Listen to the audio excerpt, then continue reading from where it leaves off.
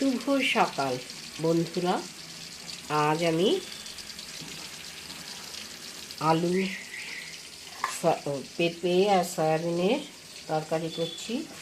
তার সঙ্গে শাক ভাজা হয়েছে বেগুন দিয়ে, আর আলু আর শিম ভাজা হচ্ছে, আর ভাত।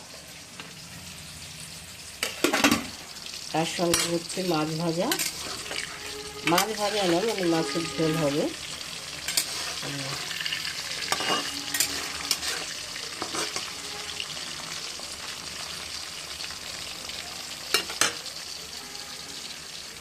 আচ্ছা, আমার ইউটিউবে একটা চ্যানেল আছে, চ্যানেলটার নাম, এখন লঙ্কার গুঁড়ো দিলাম, চ্যানেলটার নাম কাকলি সৃষ্টি। প্লিজ সাবস্ক্রাইব করবেন একটু। হ্যাঁ,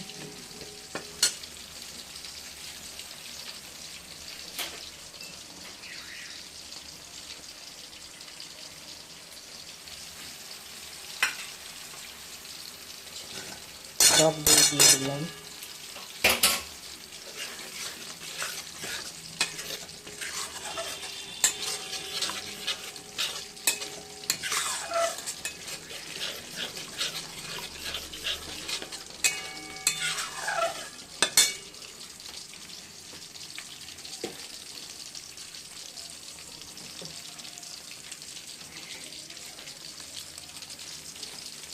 রবীন্দ্রনাথ ঠাকুরের কবিতা আফ্রিকা।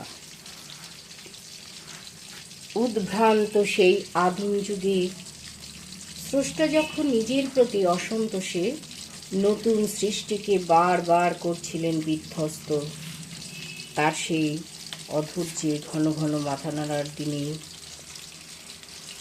রুদ্র সমুদ্রের বাহু প্রাচী ধরিত্রীর বুকের থেকে ছিনিয়ে নিয়ে গেল তোমাকে আফ্রিকা। বাদলে তোমাকে বনস্পতির নিবিড় পাহারায় কৃপণ আলোর অন্তঃপুরে, সেখানে নিবৃত অবকাশে তুমি সংগ্রহ করছিলে দুর্গমের রহস্য, চিনছিলে জল স্থল আকাশের দুর্বোধ সংকেত, প্রকৃতির দৃষ্টি অতীত জাদু। মন্ত্র জাগাচ্ছিল তোমার চেতনাতীত মনে, বিদ্রুপ করছিলে ভীষণকে বিরূপের ছদ্মবেশে, সংখ্যাকে চাচ্ছিলে হার মানাতে, আপনাকে উগ্র করে বিভীষিকার প্রচণ্ড মহিমায় তাণ্ডবের দুন্দুভিনী নাদে।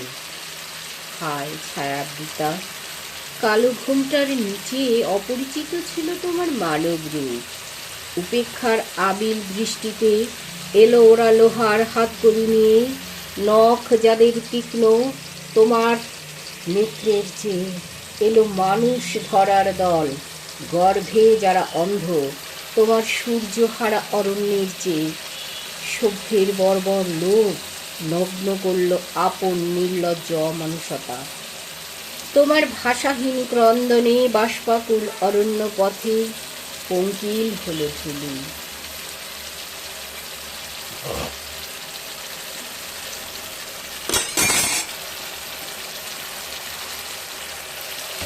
এখন আমি পেঁপেটা আর সয়াবিনটা দিয়ে দেব।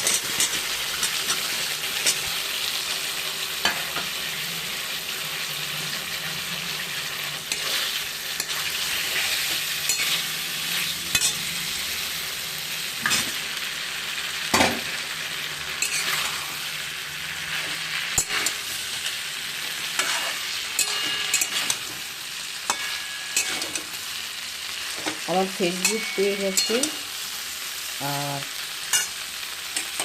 ফেসবুক একটা প্রোফাইলও আছে।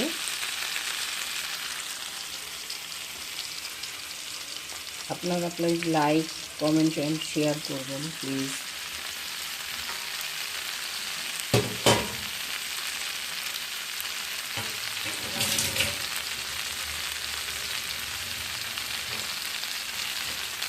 এটা ভালো করে কষিয়ে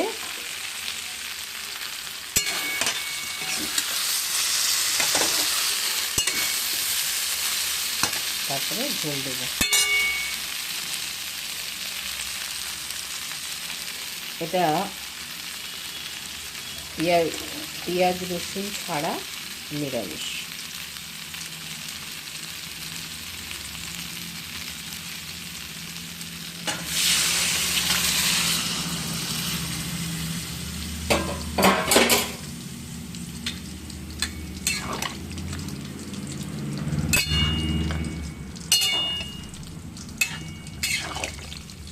এটা রুটি দিয়ে খেতেও ভালো লাগে, ভাত দিয়ে খেতেও ভালো লাগে।